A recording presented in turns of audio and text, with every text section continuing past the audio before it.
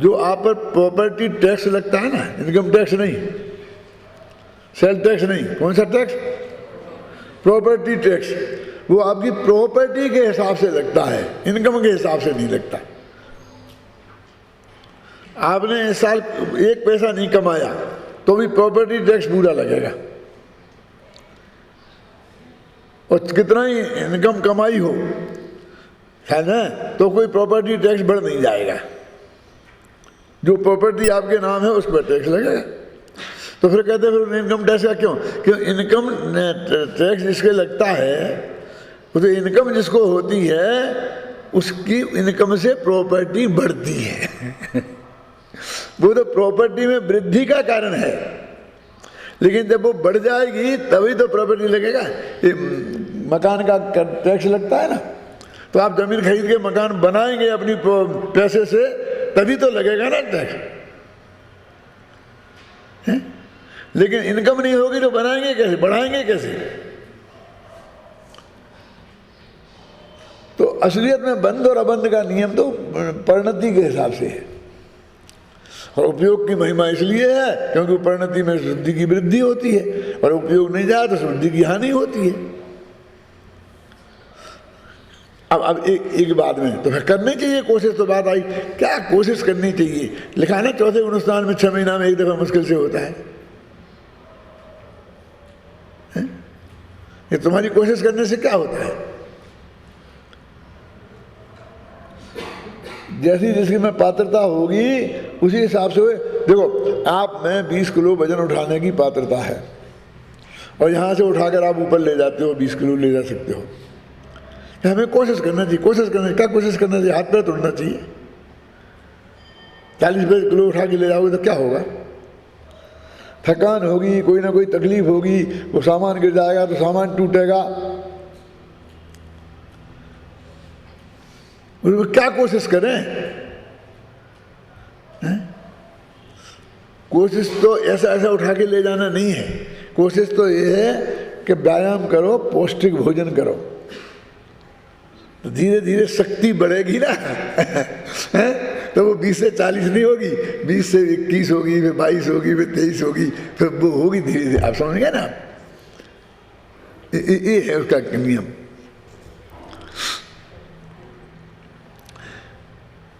ये जो दादा ये खड़ा हो गया ना एक बार कि वो जो जब ये जो शिविर लगाते हैं ना ध्यान के शिविर वाले, ये क्या करते हैं कि ये सब पूजा पाठ भी छोड़ देते, सब धार्मिक क्रियाएं छोड़ देते हैं।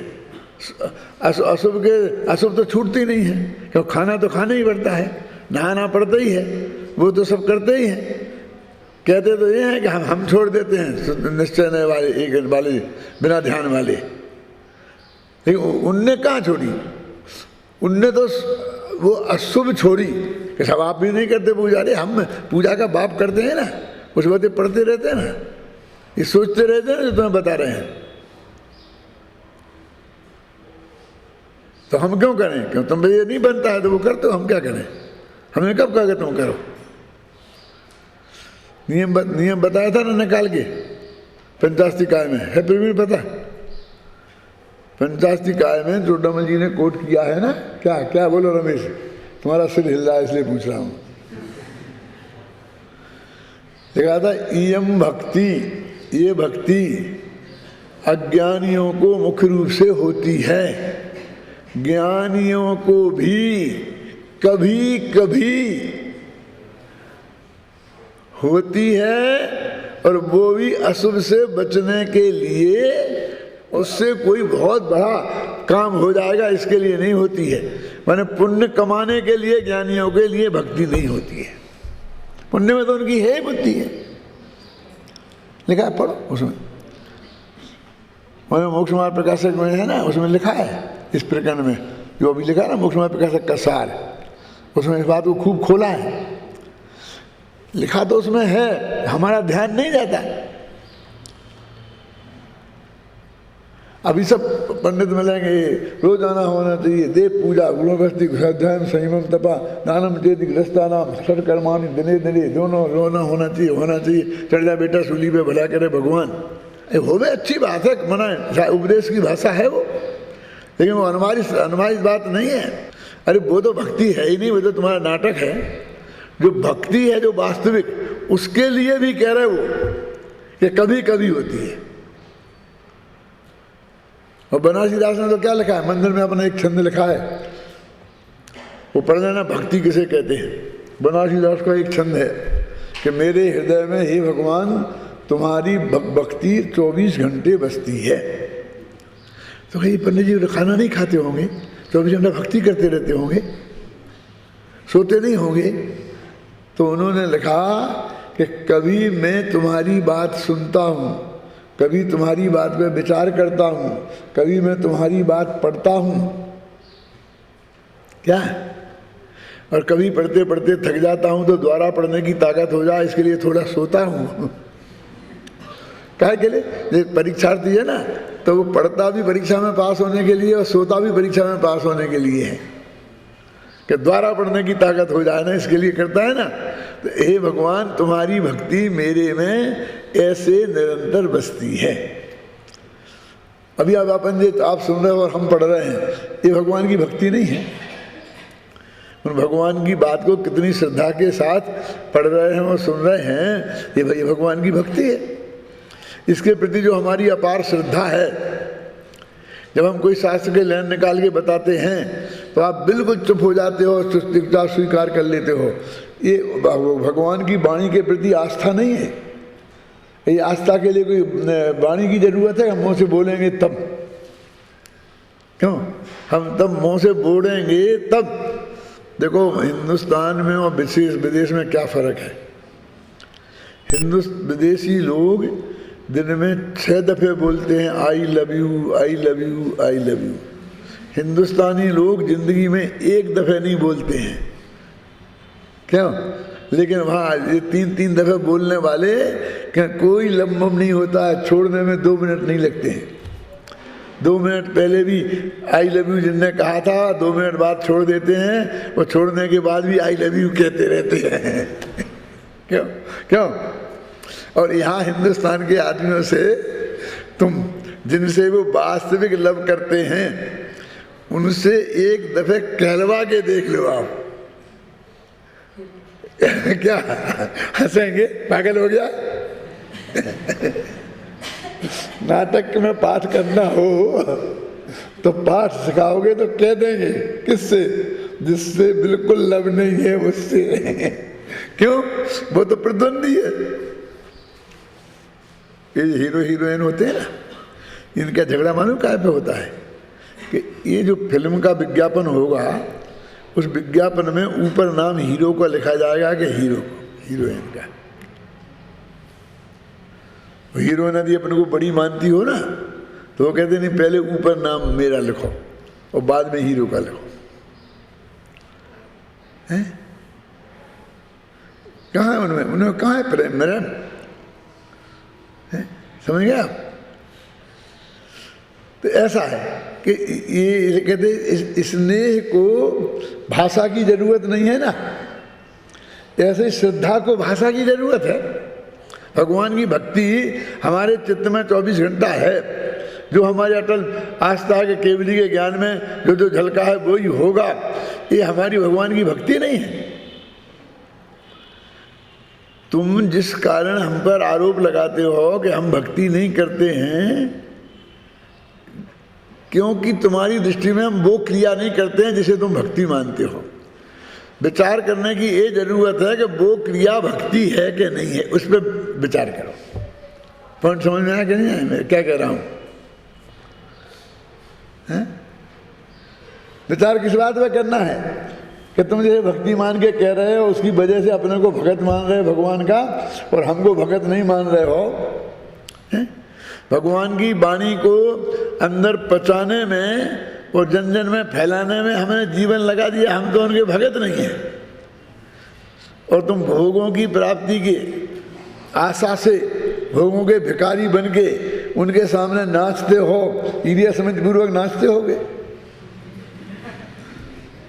मैं तो नाच माच को जीरो रूप में भी स्वीकार करने को तैयार नहीं है मेरा मन। क्यों बोलो प्रवीण? कि स्वधर्मेंद्र नाचा था। कहाँ नाचा था स्वधर्मेंद्र? भगवान की भक्ति में कहाँ नाचा था कि वो जन्म कल्याणक में वो भगवान थे, वो तो बालक था। उसकी भक्ति की जा सकती है, वो भक्ति के काबिल है। भक्ति तो देवशास्त्र गुरु की होती है। समोषण में ना चाहो तो बताओ, लेकिन समोषण बनाया, व्यवस्था की उसने, हजारों लोगों को सुनकर बैठ के सुनने के लिए वो जुटाया, ये उसकी भक्ति है, नाचने की भक्ति नहीं है।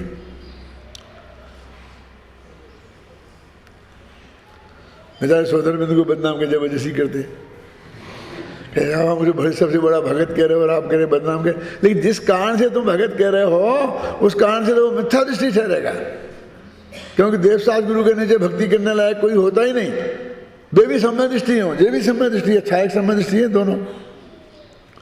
क्यों है? कि साहब वो जल्दी मोक्ष जाएंगे, हम थोड़ी देर में जाएंगे, एक भम क्या कहते हो सकता है हम सोदर बिंदु पहले चला जाए और तीर्थंकर बाद में जाए, ऐसा हो सकता है? बोलो बताओ, समझाओ फिर मेरे, कैसे होगा? स्वधर्म इंद्र की आयु खत्म हो रही है, भले ही 2 सागर की हो, लेकिन अब 2 सागर भी तो खत्म हो रही होगी ना, और यहाँ जन्म कल्याणक हुआ है, तो आखिर वही मनाएगा कि नहीं मनाएगा? और मना करके 8 घंटे बाद मर के किसी के माँ के गर्भ में आकर 8 वर्ष की उम्र होकर दीक्षा लेकर अंतर्मुहूर्त में केवल ज्ञान प्राप्त करके और अंतर्मुहूर्त में मोक्ष चला जाएगा, और तीर्थंकर यहाँ उपदेश ही देते रहेंगे एक पूरे हफ्ता के। क्यों, समझ में आएगा नहीं? गणित समझ में आया ना? कर्णान्योग, प्रथमान्योग, चौर्णान्योग सबसे लगा लो। पहले क्या का पहले कैसे चलता? पहले कुछ भव का नाम पहले है। अरे एक भव होता है एक समाज में 18 बार वाला, और एक भव होता है 33 सागर का। काय का भव का निर्णय करना है? कैसा भव है? भवों से क्या हिसाब लगाना है?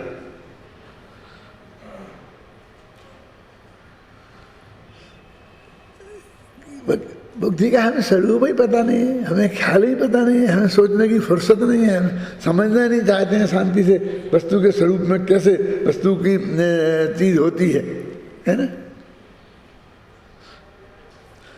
क्या देखो गाथा, यद्यपि यह बात अत्यंत स्पष्ट हो गई है कि आत्मा का पौद्गलिक भावों के साथ कर्ता कर्म संबंध नहीं है, और पौद्गलिक भाव में राग आदि भाव भी लिए है ना। तथापि आगामी गाथाओं में उसी बात को विस्तार से समझाते हैं, अनेक युक्तियों से पाठकों के गले उतारते हैं। गाथाओं की उत्थानिका में जो प्रश्न उपस्थित किया गया है उसका भाव इस प्रकार है। पुद्गल कर्मों के फल और स्व परिणामों को जानते हुए जीव के साथ पुद्गल का कर्ता कर्म भाव होता है कि नहीं। देखो अजित भाई, फिर देखो क्या, पुद्गल कर्म को जानते हुए, आत्मा को जानते हुए नहीं लिखा, पुद्गल कर्मों के फल को जानते हुए और अपने भी परिणामों को, पर्यायों को जानते हुए, परिणामों को, अपना द्रव्य नहीं लिखा, त्रिकाली ध्रुव नहीं लिखा, इनको जानते हुए जीव का पुद्गल के साथ कर्ता कर्म भाव है कि नहीं है। अब पर को जानते हुए, वो कहते पर को जानेगा तो कर्ता कर्म भाव बन जाएगा, कहते नहीं बनेगा। अब कर्ता कर्म भाव नहीं बनो तो अज्ञान नहीं बना, तो पर को जानते हुए ज्ञान रह गया ना। पर को जानते हुए, पर के पुद्गल को जानते हुए, पुद्गल के फल को जानते हुए, कर्म के फल को, और अपने परिणाम माना मोहराग देश को, इनको जानते हुए मैं ये बताना चाहता हूं आपको, इसमें कहीं भी पर को नहीं जानने की ध्वनि दिखाई देती है क्या? मैं आपका ध्यान इस पर आकर्षित करना चाहता हूं। मेरे से लगता है आप तो पीछे पड़े रहते हो ये पर को नहीं जानने में। अरे पीछे तो सत्यानाश तो उनने हमारा किया है। सैकड़ों जीव उनकी बात सुन सुन करके अब बेचारे इस भव से चले गए, अब वो मिथ्या तो लेके चले गए होंगे, और अभी भी उस चक्कर में बहुत से लोग पड़े हैं कि हम कहते उस वक्त हमने और इतनी दृढ़ता से इतना ज़्यादा क्यों नहीं कहा। कहा तो है, बिना कहे तो रहे ही नहीं, समझ में आई ना? वो तो मैंने आपको बता दिया कई दफ़े प्रमाण करके, व्यक्तिगत भी कहा, सभा में भी कहा, सबके सामने भी कहा, है ना। लोगों ने ऐसा डर भी बताया कि इससे आपको क्या क्या हानि हो सकती है, लेकिन उसकी परवाह नहीं की। फिर भी इस बात का खेद है कि और इतनी दृढ़ता से कहा जाना चाहिए था। क्यों? हम तो एक एक, जब हमारे सामने एक प्रश्न खड़ा हो गया दादा, तो हमें जब आगम पढ़ते हैं तो हर जगह ये बात आती तो ध्यान जाता है हमारा, और आप पढ़ते हो और एक दफ़ा भी ध्यान नहीं जाता। क्यों नहीं जाता ध्यान? नहीं जाता, उसकी गलती है कि जाता है उसकी गलती है? कि जो चीज़ हमारे सामने प्रश्नवाचक बन के खड़ी है और हम इसे कहते हैं कि ऐसा ना हो कि हम गलत मान लें और हमारा मनुष्य भी ऐसे ही चला जाए, तो उसके बारे में जनागम में कोई बात आए तो उसे हमें ध्यान देना चाहिए कि नहीं देना चाहिए? अच्छा, आत्मा के कल्याण के लिए। और यदि सच्चे ईमानदार से हम आपका कल्याण चाहते हैं तो आपका ध्यान उस पर आकर्षित करना चाहिए कि नहीं? क्या हमारे राग द्वेष का अपने परिणाम है जो हम ये बात आपके सामने आकर्षित कर रहे हैं? सामने खतरा है। तो मैंने जगह जगह बोर्ड लगाती ना, आगे स्कूल है, धीरे चलिए, स्पीड ब्रेकर लगाती कि नहीं लगाती है? हाँ? तो ऐसी बात देखो, पढ़ो, गाथा पढ़ लेते हैं, फिर अपन अर्थ कल करेंगे। न भी पर न बदीर्ण जदी,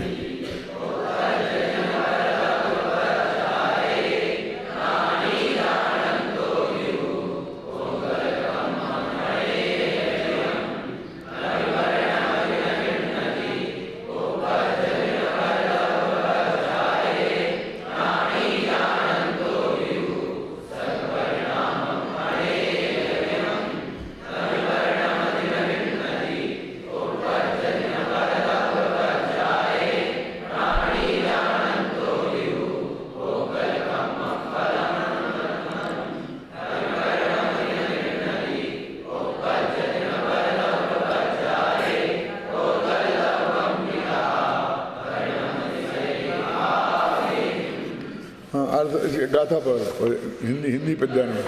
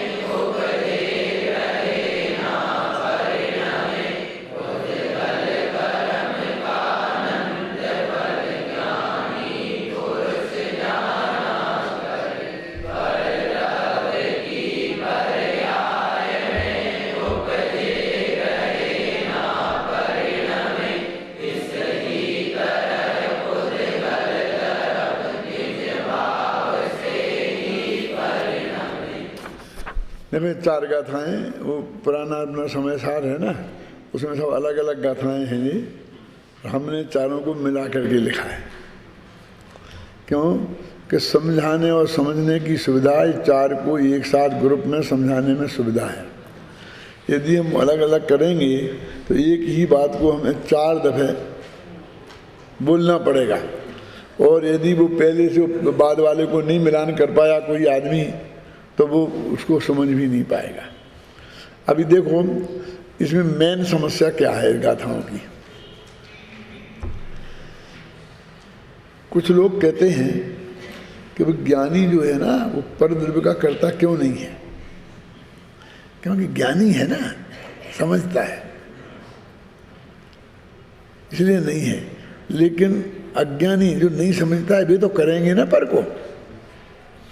तुम तो ज्ञानी इसलिए उपवास करते हो, हम तो ज्ञानी नहीं है तो हम तो खाएं पिए ना, क्या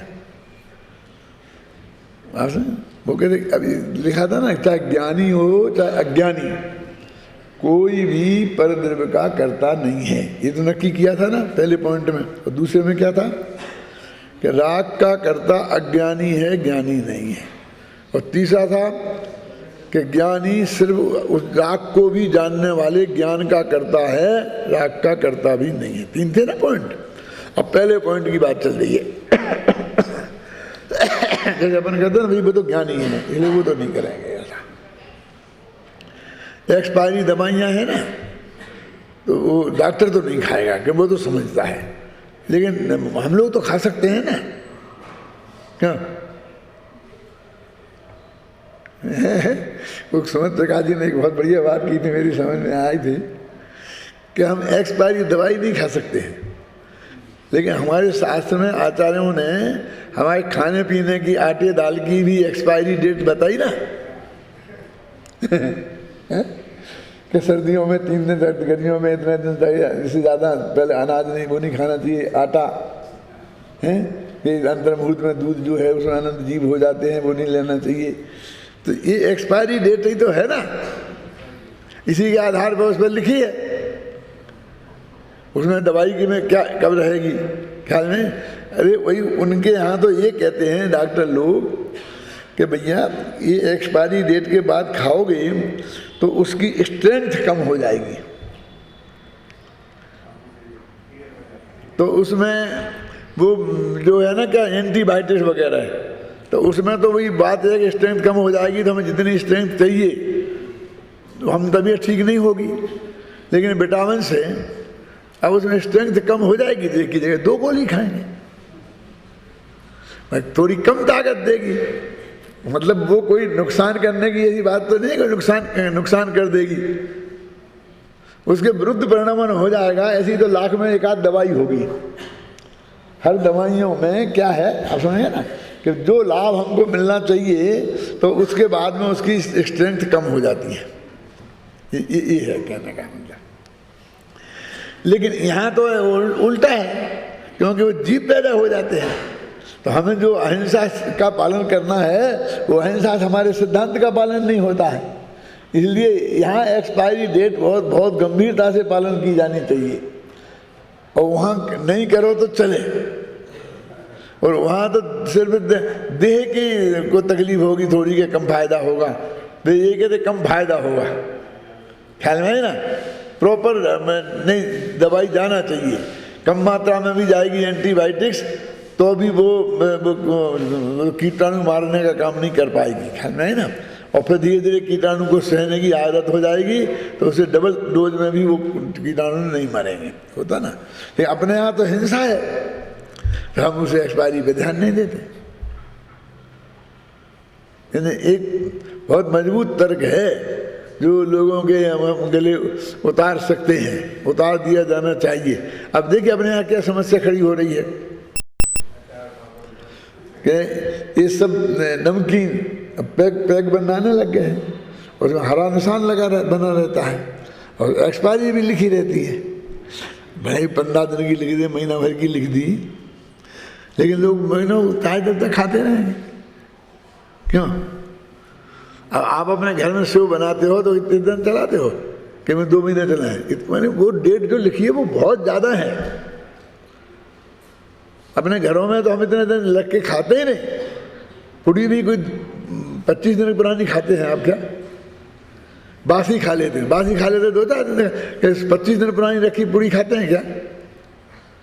अब वहाँ पुड़ियों पे उन्होंने मान लो 3 दिन की एक्सपायरी डेट लिख दी, 10 दिन की लिख दी, तो ज़्यादा ही लिखी है ना। लेकिन इस देश में समस्या क्या है कि खाने को अनाज तो है नहीं, साधन तो है नहीं। अब वो एक्सपायरी डेट में रोजीना हजारों मन रोटियां दाल ये सब बना के फेंकना पड़ेंगे, तो एक्सपायरी होते ही एक्सपायरी को नहीं खाए। क्यों? हम तो रोजाना आटा पीसते हैं और रोजाना अपनी रोटी बनाते हैं और खा लेते हैं। हमारे पुराने ज़माने में तो कोई समस्या नहीं थी। अब आज बिस्कुट बना करके महीना की 2-2 महीना की एक्सपायरी डालें तो खूब डाल दी, लेकिन 2 महीना में बिस्कुट बिके ही जाएंगे, दुकान पे से चले ही जाएंगे, इसकी गारंटी है क्या? बोलिए। ये जो होती है ना क्या डबल रोटी, तो डबल रोटी की मुझे नहीं मालूम एक्सपायरी डेट रहती कि नहीं रहती, और रहती तो कितने दिन की रहती होगी ना। तो वो जितनी एक्सपायरी वो डबल रोटियां बनती हैं रोजाना, सब की सब बिक जाती होंगी। हर दुकानदार के यहाँ पास बचती होगी ना, वो कंपनी ले करके, मान लो कंपनी भी वापस ले लेगी, कोई समझ कि चाहे दुकानदार फेंक दे चाहे कंपनी वापस ले ले। तो इस ज़माने में जहाँ एक एक दाने को तरस रहे हैं, विदेश से मंगाना पड़ रही हैं दालें, उस ज़माने में इतना खाना रोज़ाना फेंक दिया जाए, ख्याल में है ना, ये कहाँ की बुद्धिमानी है। तो खा लिया जाए आप, ये क्यों, मगर अपनी पुरानी पद्धति होती, रोजीना पीसो, रोजीना बनाओ, रोजीना खाओ, तो एक दाना भी फेंकने की समस्या नहीं आती खड़ी। घर में अनाज की तो एक्सपायरी नहीं होती, अनाज की भी होती है, जानते हैं आप, 2-3 साल 4 साल पुराना अनाज पे खाने लायक नहीं रहता है, उसमें वो पौष्टिक तत्व तो नहीं रहते हैं, वो बीज के रूप में काम नहीं आता है। पिछले साल का ही बीज आता है काम, 4 साल पुराना रखा हो तो फिर वो नहीं उगता है, हैं? इसीलिए कि वो पुराना हो गया, वो काम का नहीं रहा, पौष्टिक नहीं रहा, यदि तुम उसे नहीं जलाएंगे तो तुम खाओगे। एक्सपायरी डेट की दवाई फेंक दो कि नहीं रखी रहने दो फ्रिज में, फेंक खाएंगे नहीं, रखी रहने दो, खाए को रखी रहने दो, जब रखी रहोगे तो क्या होगा, है? तो वो कहते हो पुराने अनाज को जला दो, उसका नाम आज, जो पैदा होने की शक्ति जिसमें नहीं रही उसको जला दो, अजैर अष्टभ्या, वो उससे भगवान खुश होंगे, भगवान की भक्ति हो जाएगी, नहीं है। यदि तुम होम करोगे तो तुम बीमारियों से बचोगे, क्यों कि उस होम करने से वो जो नुकसान पहुंचाने वाली चीज़ें थी वो नष्ट हो जाएंगी, और उसके धुआं से बाकी की भी वायु शुद्ध हो जाएगी। ये पद्धति है उसकी, तो सीधे सच्चा हिसाब का, यानी ये एक बहुत बड़ा मजबूत तर्क है कि जो हमारी भारतीय पद्धति थी, रोजीना पीसा, रोजीना बनाई, रोटी खाई, वो कितनी बढ़िया है। और ये जो पद्धति है कि बना बना कर एक दिल्ली में बने और सारे देश में खाई जाएं, हैं, और यहाँ से वहाँ भेजें, तो मुफ्त गई तो वो कौन सा ट्रांसपोर्टेशन का खर्चा है ना, और फिर उनमें बनते ही तो एक्सपायरी डेट हो जाती है ना। गेहूँ रखा रहता तो वो एक्सपायर नहीं होता, लेकिन डबल रोटी तो हो जाती है ना एक्सपायर, हैं? यानी कितनी कितनी नई नई प्रॉब्लम खड़ी होंगी, हो सकती हैं, इसकी कल्पना अभी हमको वास्तव में नहीं।